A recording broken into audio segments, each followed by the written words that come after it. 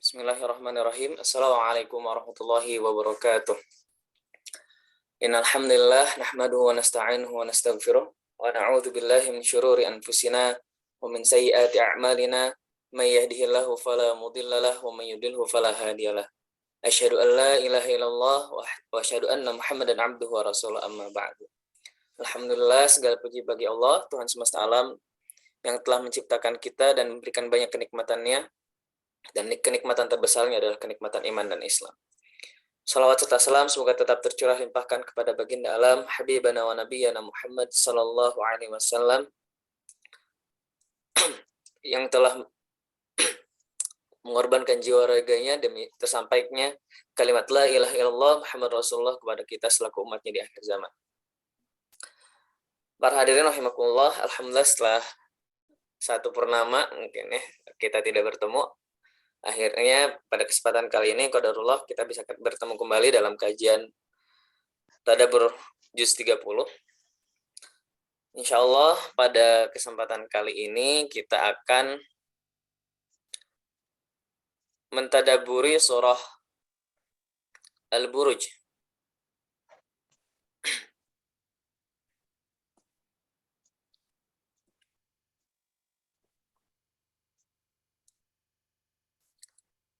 Sebelum itu saya akan membacakan terlebih dahulu surahnya.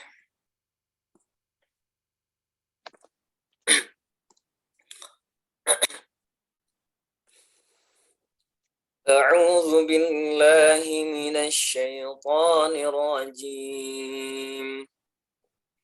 Bismillahirrahmanirrahim.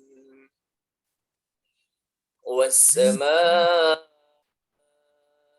ذات البروج واليوم الموعود وشاهد ومشهود قتل أصحاب الأخدود النار ذات الوقود إذ هم عليها قعود وهم على ما يفعلون بالمؤمنين شهود وما نقموا منهم إلا أن يؤمنوا بالله العزيز الحميد الذي له ملك السماوات والأرض والله على كل شيء شهيد صدق الله العظيم.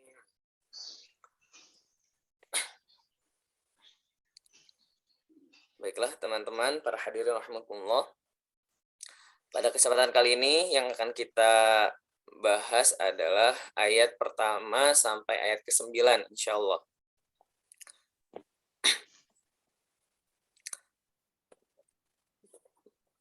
Mari kita lihat identitas suratnya terlebih dahulu.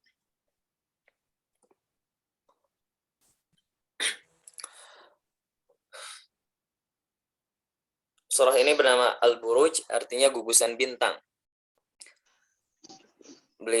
Surah ini termasuk kepada surah Makkiyah dan tidak ada ikhtilaf atau perbedaan di antara para mufassir dan ahli qiraah di sini. Tidak ada perbedaan. Kadang ada surat-surat yang sebagian ulama berpendapat Makkiyah, sebagian ulama berpendapat Madaniyah. Tapi surah Al-Buruj ini sepakat para ulama bahwa termasuk kepada surah Makkiyah. Jumlah ayatnya juga sama, tidak ada ikhtilaf, yaitu 22 ayat. Sebab penamaannya karena pada awal surah, Allah bersumpah dengan Al-Buruj. Was-sama'i dzatil buruj. Allah bersumpah dengan langit, yang di atas langit itu ada gugusan bintang. Selanjutnya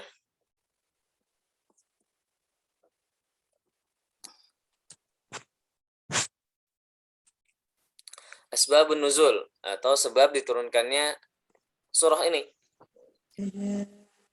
Surah ini sering dikaitkan dengan kisah Ashabul Ukhdud. Memang tidak salah, tapi ada hal yang lain yang harus kita ambil di situ. Ternyata ayat ini atau sebab ayat ini diturunkan atau sebab surat ini diturunkan adalah untuk menghibur Rasulullah Shallallahu Alaihi Wasallam beserta para pengikutnya yang ketika itu banyak mendapatkan gangguan dari kafir Quraisy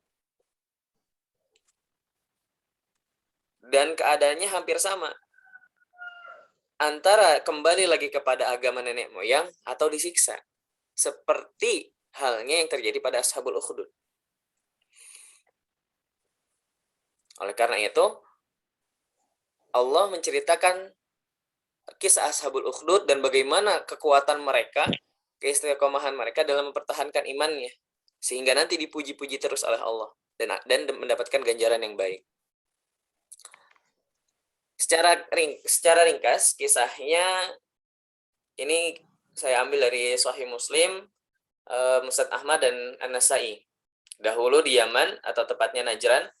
Kalau sekarang Najran itu sudah masuk ke wilayah Saudi. Tapi kalau dahulu masih wilayahnya wilayah Yaman, tepatnya di Himyar. Dulu dikuasai oleh seorang raja yang beragama Yahudi. Julukannya adalah Dzunawas. Dia mendengar bahwa kaumnya masuk agama Nasrani. Kemudian akhirnya dia mendatangi mereka dan membawa pasukan. Mereka hanya diberi dua pilihan. Antara kembali kepada Yahudi ataukah mati. Tapi Masya Allahnya orang-orang yang sudah beriman, ya, pada saat itu agama yang yang terverifikasi bahwa keimanannya ada kepada Allah adalah agama Nasrani waktu itu. Mereka tetap memilih untuk tetap beragama Nasrani atau tetap beriman kepada Allah. Sehingga akhirnya mereka diazab atau disiksa dengan cara dimasukkan ke dalam parit yang sudah dinyalakan api di dalamnya.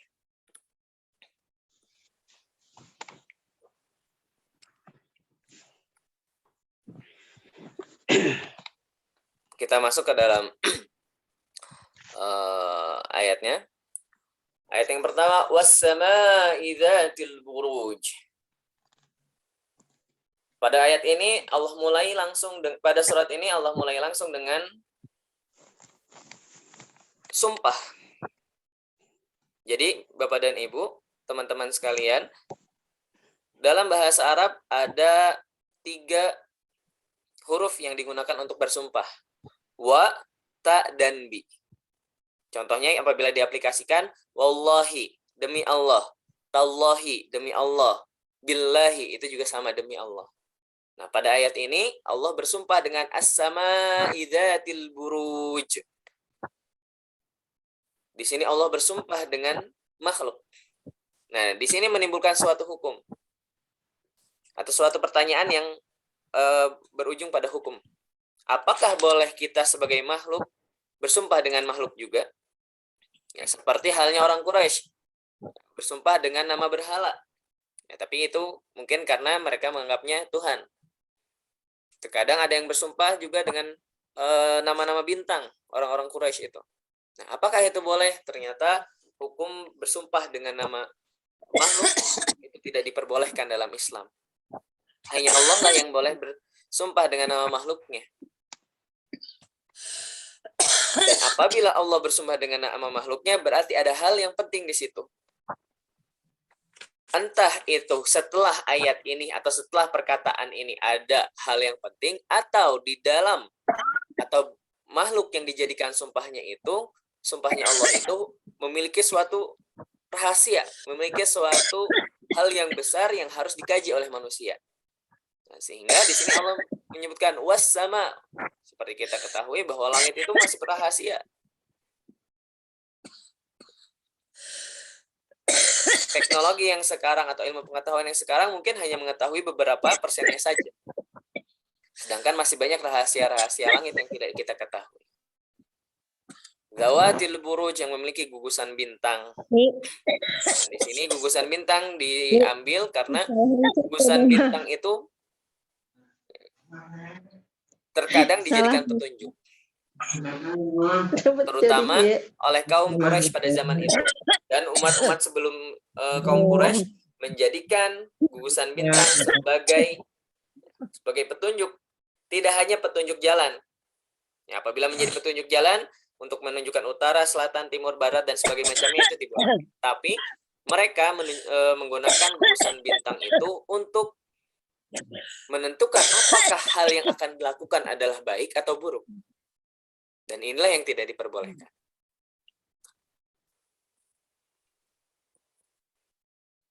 Wal yaumil maw'ud. Selain Allah bersumpah dengan as-sama idzatil buruj, Allah juga bersumpah dengan al-yaum al-maw'ud. Nah, tapi berbedanya wawu di sini. Nah, kalau tadi di awal wawunya adalah wawu sumpah, kalau di sini ada yang mengatakan di sini adalah wawul atfi, mengikuti, atau wawu ataf itu apabila kita kalau dalam bahasa Indonesianya kembali kepada makna asalnya, itu dan, bukan demi lagi. Tapi ada yang berpendapat bahwa wawu di sini sama wawul qasam namanya, wawu sumpah. Wawu yang dipergunakan untuk sumpah. Nah, sehingga setelahnya ada al-yaum, harokatnya kasroh. Al-yaum al-maw'ud adalah diartikan dengan hari yang dijanjikan. Lalu apakah hari yang dijanjikan itu? An Abi Hurairah radhiyallahu anhu qala Rasulullah sallallahu alaihi wasallam wal yaumil maw'ud yaumul qiyamah. Yaumul maw'ud adalah hari kiamat. Hari yang dijanjikan adalah hari kiamat. Hari apa lagi selain hari kiamat? Karena apabila hari Senin, Selasa, Rabu, dan sampai akhir itu bukan yaumul maw'ud, sudah ada semua dilewati. Tapi yaumul maw'ud, yaumul qiyamah, yaumul ba'tsi, yaumul mizan, itu nanti dijanjikan nanti. Semuanya terkumpul pada yaumul qiyamah sebetulnya. Nah, kembali lagi di sini ada sumpah dengan nama makhluk. Nah, seperti yang sudah saya katakan tadi, apabila Allah bersumpah dengan nama makhluknya, berarti ada sesuatu hal yang besar. Entah setelah perkataan itu ataupun pada hal tersebut. Berarti pada hari kiamat ada hal yang besar. Seperti telah kita tadabburi bersama dalam At-Takwir dan 3 surah setelahnya, banyak sekali hal-hal yang menakjubkan, dahsyat, dan menakutkan pada hari kiamat. Dan itu apabila kita kaji, lalu kita resapi nilai-nilainya dan kita amalkan, insya Allah akan membuktikan sabda Nabi. Barang siapa yang ingin bertemu denganku pada hari kiamat, maka baca surah Takwir, Al-Insyiqaq, dan Al-Infitar. Mungkin bagi yang belum melihat atau belum bergabung pada saat itu, bisa melihatnya di channel YouTube Atqana TV. Selanjutnya, wasyahidin wa mashhud. Wasyahidin wa mashhud. Oke. Wa di sini kembali lagi. Ada yang berpendapat ini wawu atfi atau dan, hanya menunjukkan dan saja, berarti hukumnya sama seperti hukum sebelumnya. Berarti masih sumpah juga sebetulnya. Makanya ketika ada perbedaan di sini tidak terlalu berpengaruh karena sama saja. Syahid wa masyhudnya tetap menjadi sumpah. Wa syahidin wa mashhud. Syahid itu orang yang menyaksikan. Mashhud sesuatu yang disaksikan. An Abi Hurairah radhiyallahu anhu qala Rasulullah sallallahu alaihi wasallam al-mashhudu yaumul arafah wa syahidu yaumul jum'ah. Dari Abi Hurairah radhiyallahu anhu berkata, Rasulullah sallallahu alaihi wasallam bersabda, al-mashhud pada ayat ini adalah yaumul arafah, wa syahid adalah yaumul jum'ah. Itu salah satu riwayat. Adapun penafsiran para ulama yang lain, asyahid itu diartikan dengan Allah. Dalilnya dari surat Al-An'am bahwa Allah wa kafa billahi syahida. cukuplah Allah yang menjadi saksi. Itu yang pertama. Ataupun para nabi pada surah Al-Ahzab ayat 45. Kalaulah dan telah kami utus kepada setiap kaum syahidan, saksi. Karena nanti para nabi akan bersaksi di hari kiamat. Setiap kaum akan berkumpul dengan imamnya sendiri. Kaumnya Nabi Musa akan berkumpul dengan Nabi Musa. Kaumnya Nabi Isa akan berkumpul dengan Nabi Isa. Apabila mereka beriman akan berkumpul dengan Nabi Isa. Nabi Ibrahim pun demikian. Nabi-nabi yang lain pun demikian. Pun ada Nabi Muhammad. Kita akan berkumpul dengan Nabi Muhammad SAW, insya Allah. Apabila kita beriman dan mengamalkan ajaran-ajaran Nabi. Tapi jangan harap apabila kita ada namanya itu Munkirus Sunnah, kelompok Munkirus Sunnah. Mereka kita menamakannya Munkirus Sunnah, tapi mereka menamakan dirinya sebagai Al-Qur'aniyun. Mereka hanya mau mengamalkan yang ada di Al-Qur'an, tidak mau mengamalkan apa yang ada di hadis. Dan Al-Qur'aniyun ternyata di Indonesia sudah tersebar juga. Bahkan sampai masuk ke beberapa kampus di Indonesia. Hanya hati-hati apabila ada kajian-kajian di kampus dan menyuarakan bahwa udah kita tidak usah melakukan apa yang ada di hadis, karena hadis itu bisa jadi adalah ijtihad manusia. Nah, ini yang sering dibawa oleh mereka. Mereka suka selalu membawanya, kan hadis ada yang doif, ada yang apa, derajat-derajatnya itu kan berarti penilaian manusia. Nah, tidak bisa dipertanggungjawabkan dong. Mereka biasanya seperti itu. Akhirnya apa? Mereka hanya mengambil zahir ayahnya saja. Zahir ayah pada Al-Quran. Sedangkan hadis itu adalah tafsiran dari Al-Quran. Rasulullah, perkataan Rasul, perilaku Rasul, dan ketetapan Rasul adalah cerminan dari Al-Quran. Maka tidak benar apabila kita menyampingkan hadis. Tidak mau mengambil hadis dan hanya mau mengambil Al-Quran saja. Kembali kepada kata syahid. Syahid yang lain adalah anggota tubuh manusia. Dalilnya pada surah An-Nur ayat 24, yaitu ketika manusia dibangkitkan di alam kubur, ketika dibangkitkan pada hari kiamat, ketika di mizan itu ditanya, apa yang telah kamu lakukan wahai tangan? Apa yang telah kamu lakukan wahai mata? Apa yang telah kamu lakukan wahai kaki? Dan mulut kita dikunci. Sampai kan ada lagunya di Indonesia kan? Lagunya di Indonesia. Tapi saya lupa ya. Mungkin kalau Bapak dan Ibu ada yang ingat ya, silakan, itu bisa jadi pengingat bahwa nanti kita di akhirat tidak akan bisa berbicara. Yang berbicara adalah tangan, kaki, mulut, dan mata, dan seluruh anggota tubuh kita. Selanjutnya, syahid juga ditafsirkan sebagai harta. Dalilnya dari hadis Rasulullah an Nabi sallallahu alaihi wasallam, "Inna hadzal mala khadirun hulwun wa ni'ma sahibul muslimi huwa liman a'ta minhul miskin wal yatima wa ibn as-sabil," atau kama qala Rasulullah sallallahu alaihi wasallam, "Wa innahu man ya'khudhu bi ghairi haqqin." Mohon maaf kepada teman-teman yang belum mute suaranya, mohon di-mute sebentar. Nanti ketika sesi tanya jawab bisa dibuka kembali. Oke. Kita lanjut. Wa innahu man ya'khudhu bi ghairi haqqihi kana kalladhi ya'kulu wa la yasba' wa yakun 'alaihi syahidan yaumal qiyamah. Dari Nabi sallallahu alaihi wasallam, beliau bersabda, sesungguhnya harta ini atau harta itu khadirun hulun, sangat menggiurkan. Hulun itu manis, khadirun hijau. Khadrun dari kata khadrun. Orang Arab yang notabene hidupnya itu padang pasir dan segala macamnya, tidak ada hanya sedikit sekali melihat yang hijau-hijau, melihat tanaman. Khadirun hulwun. Khadirun hulwun. Khadirun hulwun itu berarti sesuatu yang sangat menggiurkan. Khadrunnya dilihat dari tanaman, menggiurkan. Hulwun juga orang Arab sangat suka sekali dengan manisan. Hulwun, menggiurkan, berarti sangat menggiurkan. Harta itu sangat menggiurkan. Ni'ma sahibul muslimi, dan itu akan menjadi kenikmatan bagi seorang muslim.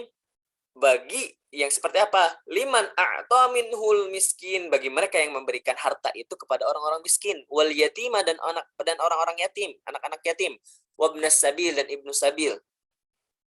Atau kamu qala Rasulullah SAW di sini perawi agak ragu apakah teksnya persis seperti yang dikatakan Rasul atau tidak. Makanya beliau mengatakan au kama qala Rasulullah sallallahu alaihi wasallam. Lanjut lagi, masih hadisnya lanjut, wa innahu man ya'khudhu bighairi haqqih, dan barang siapa yang mengambil harta bukan miliknya, kalladzi ya'kulu wa la yasba', seperti orang yang makan dan tidak pernah kenyang. Makan terus tapi tidak pernah kenyang. Pakainya ya'kulu berarti berkelanjutan. Ya'kulu wa la yasba', makan terus tapi tidak pernah kenyang. Wa yakunu alaihi syahidan, dan harta yang diambil tadi akan menjadi syahidan yaumil qiyamah, menjadi saksi pada hari kiamat nanti. Kita kembali kepada ayat wa syahidin wa masyhud. Lalu apa masyhudnya? Kita lihat. Oke, di antara syahid dan masyhud ada wa lagi. Nah, itu bisa wawu atfi atau wawul qasam. Antara dua. Wawul atfi adalah wawu yang menunjukkan kesinambungan antara kata sebelumnya dengan kata selanjutnya, dan wawu qasam adalah sumpah. Dan ini tidak ada perbedaan makna sebetulnya, karena sebelum kata masyhud menjadi sumpah juga, syahid menjadi sumpah juga, masyhud juga menjadi sumpah. Syahidnya Allah, maka masyhudnya adalah makhluk. Syahidnya para nabi, maka masyhudnya adalah setiap kaumnya. Syahidnya adalah anggota tubuh manusia, maka masyhudnya manusianya, kelakuan manusianya, apa yang dilakukan oleh manusia tersebut. Dan apabila syahidnya adalah harta, maka masyhudnya adalah pemilik harta. Ada pula dalam penafsiran yang lain yang berdasarkan riwayat bahwa syahidnya itu adalah hari. Masyhudnya adalah perilaku orang atau kegiatan manusia setiap harinya. Jadi nanti setiap hari dalam hidup kita, setiap harinya, dari sejak kita lahir, setiap harinya datang kepada Allah. Ya Allah, si fulan pada hari ini, pada saya, hari ini, tanggal segini, detik segini, segala macamnya disebutkan dengan detail, telah melakukan A atau melakukan B. Makanya kita harus berhati-hati dalam bertindak dan beramal. Jangan sampai apa yang kita lakukan malah menjerumuskan kita kepada murkanya Allah. Karena segala sesuatunya akan menjadi saksi. Mungkin, ya, wallahu alam, nanti HP yang kita pegang ini juga akan menjadi saksi. Syahid ini juga. Maksudnya apa yang kita buka di sini. Bisa jadi. Wallahu alam bisawab. Qutila ashabul ukhdud. Nah, ini masuk kepada cerita dari ashabul ukhdud. Ashabul ukhdud itu siapa sih? Apabila kita melihat kepada ceritanya, cerita dahulu, bahwa ada seorang raja yang memiliki ahli sihir. Ahli sihirnya itu sudah tua, sehingga suatu hari ahli sihirnya datang kepada raja. Wahai raja, datangkanlah, atau raja, saya membutuhkan kadar penerus saya sebagai ahli sihir kerajaan. Karena saya sudah tua. Kalau saya keburu mati, keburu meninggal, tidak akan ada yang menjadi ahli sihir kerajaan. Akhirnya raja tersebut, ya ini riwayat ini saya ambil dari Sahih Muslim, tapi saya singkat saja dan bahasanya saya perpendek. Tadi sampai, oke. Akhirnya raja mendatangkan seorang anak. seorang remaja, gulam, untuk diajarkan sihir. Tapi remaja ini setiap akan pergi kepada ahli sihir sering bertemu dengan rohib, pendeta Nasrani. Setiap bertemu itu duduk dulu bentar ngobrol sama rohib ini. Ngobrol diberikan pengetahuan-pengetahuan agama yang singkat, yang simpel oleh rohib, terutama tentang tauhid, tentang akidah, bahwa Tuhan itu hanya Allah. Dan perlu kita ketahui bahwa raja ini mengatakan bahwa dirinya adalah Tuhan, sama seperti Fir'aun. Terus berjalan seperti itu, sehingga pada suatu saat ketahuan.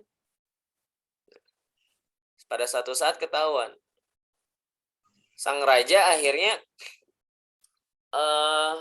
memerintahkan kepada pengawalnya atau kepada pasukannya itu untuk membawa pemuda ini ke atas gunung. Setelah di atas gunung, ditanya, apakah kamu mau kembali kepada Yahudi atau mati? Anak ini menjawab, saya memilih mati.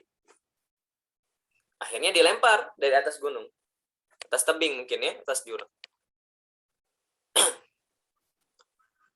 Tapi ternyata setelah dilempar tersebut, si pemuda ini datang ke raja.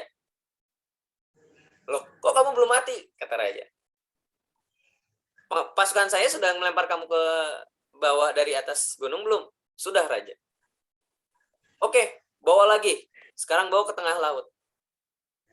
Apabila di tengah laut dia tidak mau kembali kepada Yahudi, maka tenggelamkan. Di kakinya diikat dengan sesuatu yang berat. Lemparkan. Tidak mau dia kembali kepada agama Yahudi. Dia ingin tetap beriman kepada Allah. Dilemparkan anak tersebut. Balik lagi. Raja kaget lagi. Sampai akhirnya percobaan pembunuhan itu tidak bisa terus. Akhirnya pemuda ini berkata, wahai raja, kalau kamu mau membunuhku, lakukan apa yang aku perintahkan. Apa yang akan kamu perintahkan sehingga aku bisa membunuhmu? Pemuda ini cerdas. Jadi dalam berdakwah butuh kecerdasan juga. Tidak perlu dalil, tidak perlu setiap berbicara atau berdakwah itu pakai dalil Al-Qur'an ataupun hadis. Kadang kita membutuhkan dalil akli. Karena orang yang tidak beriman kepada Al-Qur'an ya tidak akan mau menerima Al-Qur'an mentah langsung. Salah satunya dicontohkan oleh anak ini. Pemuda ini mengatakan kepada raja, kalau kamu ingin membunuhku, maka kumpulkanlah seluruh penghuni negeri di satu lapangan, lalu ikatlah saya di batang pohon. Setelah itu ambil anak panah dari yang milik saya. Sebelum engkau melepaskan anak panah tersebut untuk membunuhku, maka ucapkanlah Bismillahi Rabbil Ghulami, dengan menyebut nama Allah Tuhannya pemuda ini. Apabila diartikan. Akhirnya sang raja mau. Oke. Dikumpulkanlah penduduk negeri, diikatkanlah pemuda tersebut, disaksikan oleh seluruh penduduk negeri. Sang raja mengambil anak panah. Ketika akan melepaskan anak panah tersebut, beliau atau si raja tersebut mengatakan Bismillahirrahmanirrahim. Lalu dilepaskannya dan tepat mengenai tubuh dari anak tersebut. Akhirnya langsung meninggal seketika itu juga. Tapi apa yang terjadi Bapak dan Ibu? Ternyata seketika itu juga seluruh penduduk negeri, mayoritas penduduk negeri, tidak seluruh, mayoritas karena masih ada yang Yahud, mengatakan Amanna birabbil ghulam, amanna birabbil ghulam, amanna birabbil ghulam. Kami beriman dengan Tuhannya pemuda itu.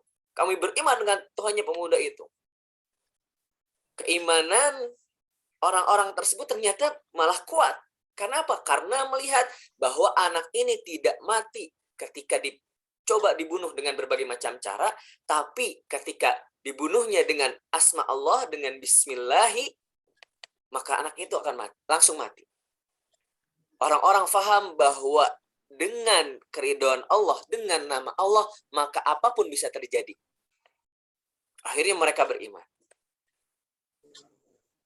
Sang raja geram, murka sang raja.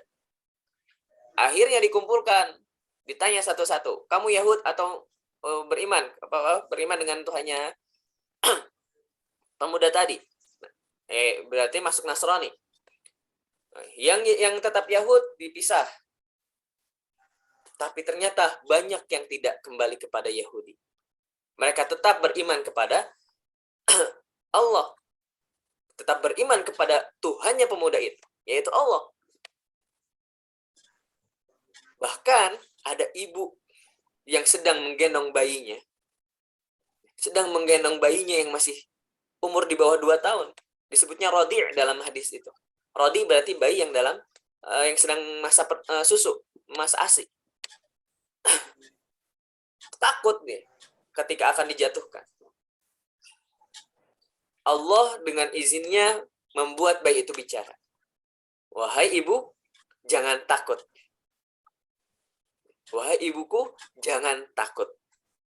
Seketika itu juga ibunya akhirnya memberanikan diri untuk lompat ke dalam jurang yang sudah dinyalakan api. Di sini terlihat bahwa kekuatan keimanan orang-orang yang padahal keimanannya belum lama, tapi karena dibuktikan dengan sesuatu yang nyata, yang real, akhirnya kekuatannya sangat kuat. Kita kembali kepada ayat. Qutil ashabul ukhdud. Kutil. Kata kutil dari kata qatala. Qatala asal katanya adalah membunuh. Kutil dibunuh atau terbunuh. Nah, tapi pada ayat ini diartikan dengan hancurlah, diazablah, dilaknatlah. Ashabul ukhdud. Ashabul ukhdud ini adalah orang-orang yang menggali parit tersebut, yaitu pemimpin Yaman dan pasukannya. Kenapa mereka kutil atau dilaknat atau diazab atau dihancurkan? Karena mereka mengganggu orang yang beriman. Dan ayat ini tidak hanya untuk orang-orang tersebut. Jadi ada ayat yang am dan ayat yang khas. Ayat am berarti diambil nilainya dan berlaku pada semua manusia. Ada yang khas. Yang khas itu tidak bisa dipraktekkan kepada seluruh manusia. Contohnya Maryam.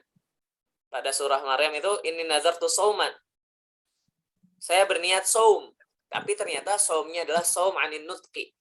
Saum dari berbicara, tidak akan berbicara. Kenapa? Karena apabila dia keluar, Maryam keluar dari rumah, orang-orang akan mencaci Maryam karena Maryam hamil tanpa menikah. Akhirnya Maryam bernazar untuk saum. Nah, nazar untuk saum berbicara ini ternyata tidak bisa dipraktekkan oleh orang lain. Ayat itu menjadi khas untuk Maryam saja. Nah, kembali ke ayat ini qutil ashabul ukhdud ini adalah ayat yang am, diambil nilainya lalu dilihat apakah ada pada zaman sekarang yang seperti itu. Nah, kasusnya pada zaman dahulu pada saat Rasulullah hidup adalah kaum musyrikin Quraisy. Mereka mengganggu, menyiksa, membunuh orang-orang Islam, dan pilihannya juga sama, mau kembali kepada agama nenek moyang atau disiksa, sama seperti ashabul ukhdud. Sehingga di sini ada kesamaan, dan itu pun berlaku terus sampai akhir zaman nanti. Laknat ini atau ancaman ini berlaku terus bagi orang-orang yang mengganggu atau menyiksa orang-orang yang beriman. An-nari dzatil waqud. An-nari dzatil waqud. Api yang dinyalakan dengan kayu bakar. Mohon maaf, tolong di-mute sebentar.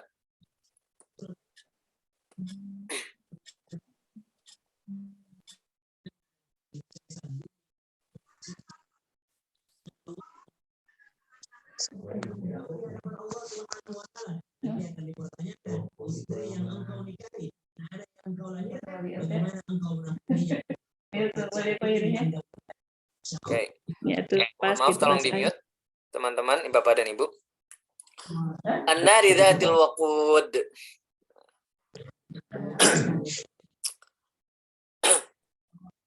Ini adalah ya azab yang diberikan oleh mereka kepada umat yang beriman tersebut. Bayangkan Bapak dan Ibu, apabila bunuh atau dibakar hidup-hidup, apakah itu sangat menyiksa atau tidak? Itu pasti akan sangat menyiksa. Di sini an-nari dzatil waqud ini menunjukkan bahwa siksaan orang-orang yang diberikan oleh orang-orang kafir itu sangat berat. Cobaan yang dialami atau yang diterima oleh orang-orang yang beriman pada saat itu sangat berat. Tapi mereka tetap beriman. Tinggal dikomparasi dengan apa yang kita rasakan sekarang. Apakah kita seberat itu atau tidak? Apabila tidak seberat itu, harusnya rasa syukur kita harus lebih banyak. Amalan kita harus lebih banyak. Keimanan kita harus lebih kuat. Karena kita lebih bebas dibandingkan mereka. Idhum 'alaiha qu'ud. Mereka ya, Raja Najran dan pasukannya itu ketika membunuh orang-orang beriman tersebut sambil duduk-duduk. Angkuh mereka. Angkuh. Bunuhnya sambil duduk, nggak sambil berdiri, sambil duduk. Lempar sambil duduk. Angkuh sekali. Sama seperti orang Quraisy, angkuhnya Masya Allah. Padahal mereka tahu bahwa Nabi Muhammad itu utusan.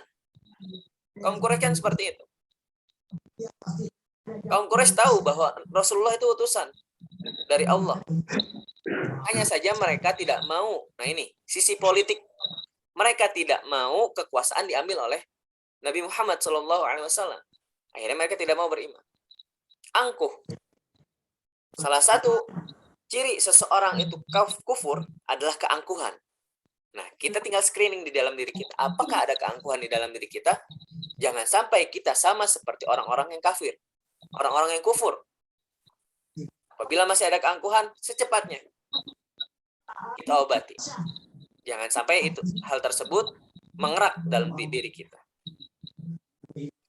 Wahum 'ala ma yaf'aluna bil mu'minina syuhud. Wahum 'ala ma yaf'alun. Wahum yaitu Najran dan pemimpin pasukan-pasukannya. Pun demikian dengan orang-orang yang melakukan hal yang serupa. 'Ala ma yaf'aluna bil mu'minin. Di sini menggunakan yaf'alun, menunjukkan keberlangsungan, kontinuitas. Berarti hal yang demikian, perbuatan zalim kepada orang-orang mukmin, perbuatan zalim kepada orang-orang yang beriman, ini akan selalu ada. Tidak akan berhenti. Walan tarda 'ankal yahudu walan nasara hatta tattabi'a millatahum. Orang Yahudi dan Nasrani tidak akan pernah ridha kepada umat Islam, umat yang beriman kepada Allah, hatta tattabi'a millatahum, sampai orang Islam, orang yang beriman mengikuti jejak mereka. Mengikuti jejak ya, tidak mesti masuk kepada agama mereka. Hati-hati, mengikuti jejak. Mereka suka joget-joget. Nah, tidak hanya orang Yahudi, ya. Orang Hindu misalnya, joget adalah ajaran mereka. Nah, apakah kita akan mengikuti seperti mereka? Nah itu, mengikuti jejak, bukan masuk kepada agama, bahasanya di situ. Berarti kita harus hati-hati, jangan sampai menyerupai mereka. Jangan sampai menyerupai orang-orang yang tidak beriman kepada Allah. Bil mu'minina syuhud, menyaksikan, hadir di situ. Hadir jisman wa ruhan wa aqlan. Secara lahir, secara fisik hadir, secara hati hadir, secara akal pikiran pun mereka hadir ketika melakukan itu. Kesadaran penuh. Kesadaran total bahwa mereka itu menyiksa orang-orang mukmin.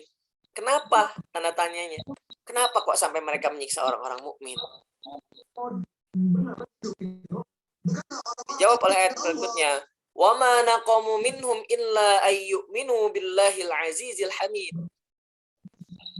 Wa ma, di sini ada huruf ma. Ma-nya untuk menafikan. Tidaklah Naqamu. Naqamu. Nikmah. Ada kata ni'mat, ni'mah, ada kata nikmah. Nah, makanya jangan sampai ketukar-tukar ini. Kalau ni'mah sesuatu yang kita inginkan, sesuatu yang membahagiakan hati kita, sesuatu yang kita idam-idamkan, itu ni'mah. Tapi kalau nikmah, sesuatu yang membuat hati kita tidak enak. Kita ingin hal tersebut segera hilang. Itu nikmah. Raja Najran ini, atau mereka, orang-orang Yahudi tersebut, tidak enak hatinya. Tidak enak hatinya dengan kehadiran orang-orang beriman itu. Kenapa? Illa ayyuminu billahi. Karena mereka beriman kepada Allah. Nah, Bapak dan Ibu, teman-teman sekalian, pada kata naqamu menggunakan fi'il madhi. Sudah lampau. Artinya apa? Itu sudah tertanam jauh-jauh hari. Dan itu sudah mengarah. Dan di sini ayyuminu billah pakainya fi'il mudhari. Artinya apa? Ada komitmen dari orang-orang yang beriman tersebut. Orang-orang yang beriman tersebut berkomitmen bahwa mereka akan terus dengan keimanannya. Al-Aziz, Al-Hamid. Nah, di sini teman-teman semuanya, Allah menghadirkannya sifat Aziz dan Hamid. Tidak menghadirkan Al-Khaliq atau Al-Razzaq ataupun sifat-sifat yang lain. Kenapa? Karena kata Al-Aziz itu artinya maha perkasa untuk membalas buat perbuatan mereka. Punya otoritas, mengalahkan segala atau mengalahkan hal-hal yang lain. Tiada duanya, kuat. Itu Al-Aziz. Sehingga Al-Aziz, apabila seseorang beriman kepada Al-Aziz, maka tidak ada Al-Aziz yang lain selainnya. Makanya Raja Najran ini geram. Karena apabila seseorang telah beriman kepada Al-Aziz, dia tidak lagi menjadi Al-Aziz. Orang-orang akan membangkang pada perintahnya apabila perintah tersebut bertentangan dengan keyakinan mereka. Mereka akan kuat terhadap keimanannya. Mohon maaf sekali lagi kepada yang belum mute, tolong di mute dulu.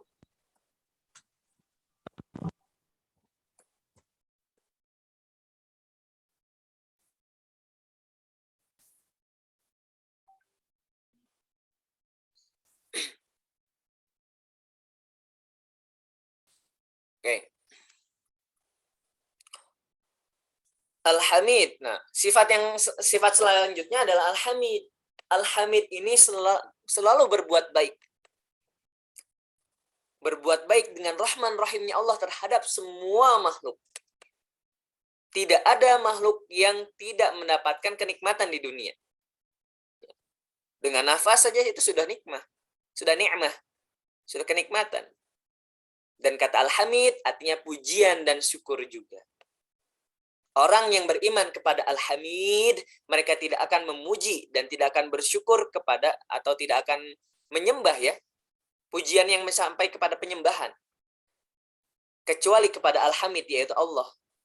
Makanya Raja Najran geram terhadap umat Islam, orang yang beriman tersebut. Geram, hatinya gelisah, nggak enak. Naqamu makanya memakai katanya. Geram, hatinya nggak enak. Gelisah. Kenapa? Karena mereka beriman kepada Al-Aziz dan Al-Hamid. Alladzi lahu mulkus samawati wal ard wallahu ala kulli syai'in syahid. Alladzi lahu mulku. Nah, dikuatkan Al-Aziz Al-Hamidnya dengan kata Al-Mulk. Allah lah yang Al-Mulk. Ya, Allah lah lahu mulkus samawati wal ard. Mulku artinya adalah memiliki kekuasaan, menguasai. Apabila sesuatu telah menguasai atau seseorang telah menguasai, maka yang lain ada berada dalam kekuasaannya, tidak bisa berbuat apa-apa. Nah, lagi-lagi Raja Najran geram. Harusnya sayalah Tuhan kalian, sama seperti Fir'aun. Raja Najran seperti itu. Harusnya saya yang menguasai kalian. Tapi apa? Di situ Allah menggunakan kata as-samawati wal ard. Melemahkan pendapat dari Raja Najran bahwa dialah Tuhan. Karena mengapa? Karena menciptakan langit dan bumi itu tidak akan bisa ditandingi. Kalau misalnya menciptakan daging, ya, kalau tidak salah, sudah ada yang menciptakan daging, tapi bukan dari, bukan dengan menyembelih gitu ya. Ada daging buatan. Terus beberapa minggu yang lalu, ada diciptakan robot dokter. Mirip persis seperti dokter. Tampangnya, segala macamnya. Hanya saja badannya masih agak kaku. Masih perlu ditingkatkan. Manusia mulai ingin menandingi Tuhan, ciptaan Tuhan. Tapi ada hal yang tidak bisa ditandingi, yaitu penciptaan langit dan bumi. Penciptaan ruh juga demikian. Nah, makanya pada ayat ini Allah memilihnya lahu mulkus samawati wal ard. Karena untuk melemahkan. Wallahu ala kulli syai'in syahid. Dan Allah mengetahui segala sesuatu. Allah menyaksikan segala sesuatu. Kullun berarti keseluruhan tanpa pengecualian. Syai'in di sini, makanya di sini syai'in tidak menggunakan alif lam. Karena menunjukkan keumuman, berarti semuanya, tidak dikhususkan. Kalau ada alif lamnya mungkin itu akan ada penafsiran lain bahwa ada sesuatu yang dikhususkan di situ. Tapi di sini tidak ada alif lam. Makanya seluruh hal, seluruh kejadian, seluruh apapun yang ada di langit dan di bumi, yang ada di dunia, yang makhluk Allah, seluruhnya makhluk Allah, itu tidak terlewatkan oleh Allah sekecil pun. Oleh karena itu, teman-teman, dari ayat 1 sampai ayat ke-9 ini, kita lihat bahwa ada keimanan yang harus dipertaruhkan. Ada keimanan yang harus dipertahankan oleh kita. Jangan sampai keimanan tersebut luntur oleh sesuatu hal apapun, baik itu oleh harta, oleh jabatan, atau oleh hal-hal yang lainnya. Kita tidak boleh sampai lemah imannya hanya karena hal-hal yang sepele. Kenapa? Nanti akan dijelaskan pada ayat-ayat berikutnya. Wallahu a'lam bishawab. Silakan teman-teman, Bapak dan Ibu, apabila ada yang ditanyakan, bisa langsung mengangkat tangan atau langsung buka saja mikrofonnya.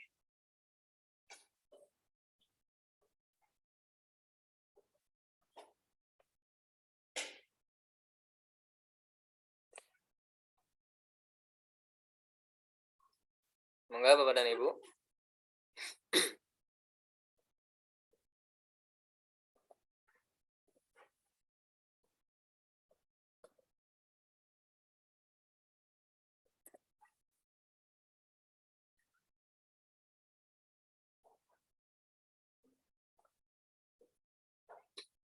Apabila tidak ada, mungkin kita cukupkan saja.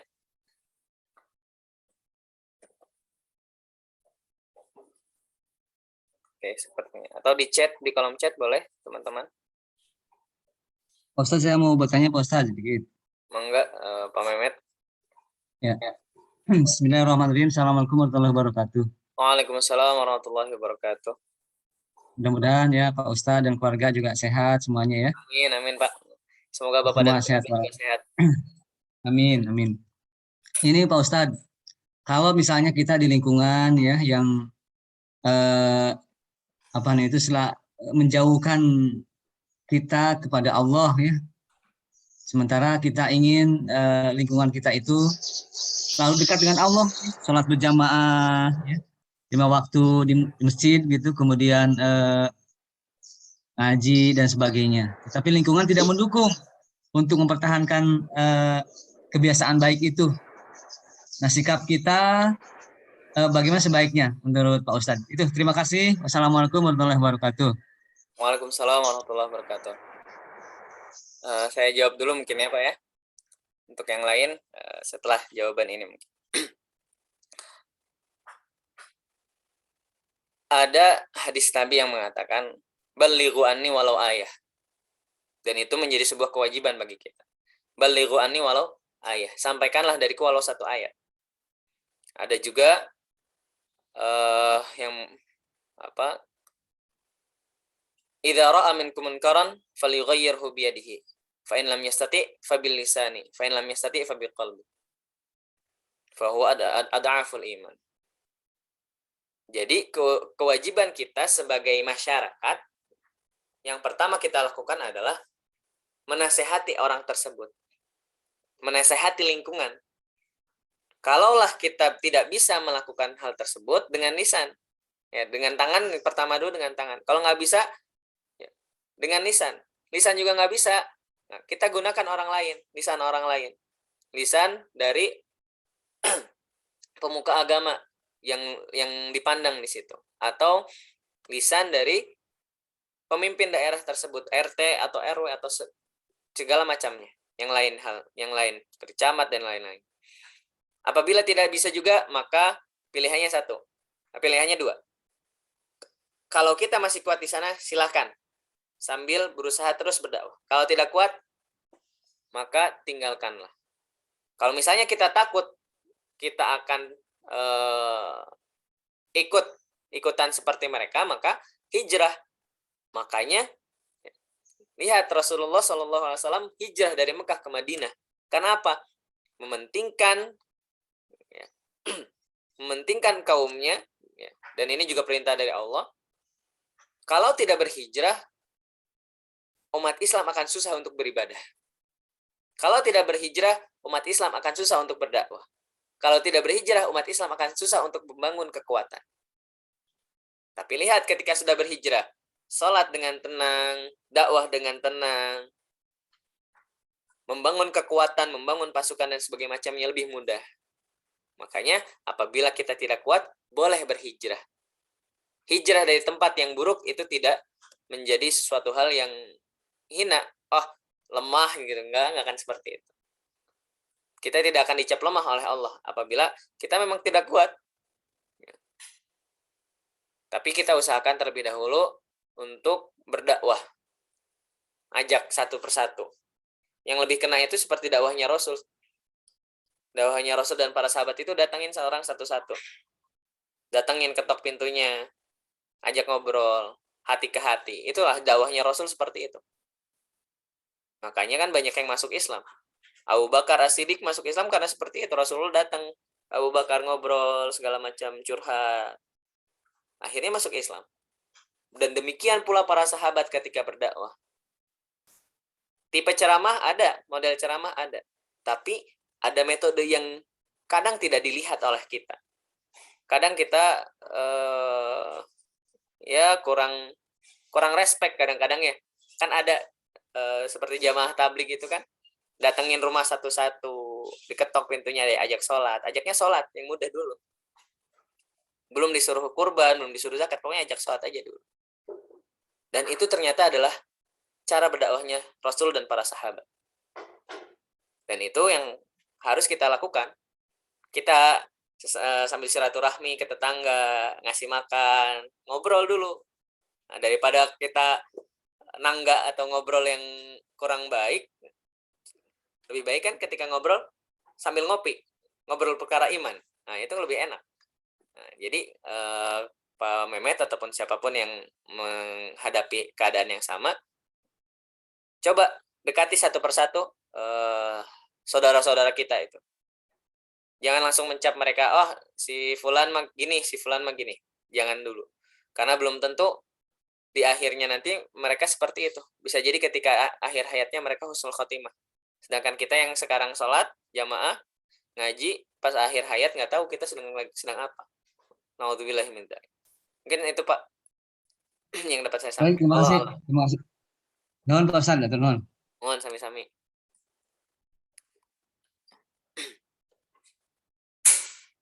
Silakan yang lain, barangkali ada yang ditanyakan.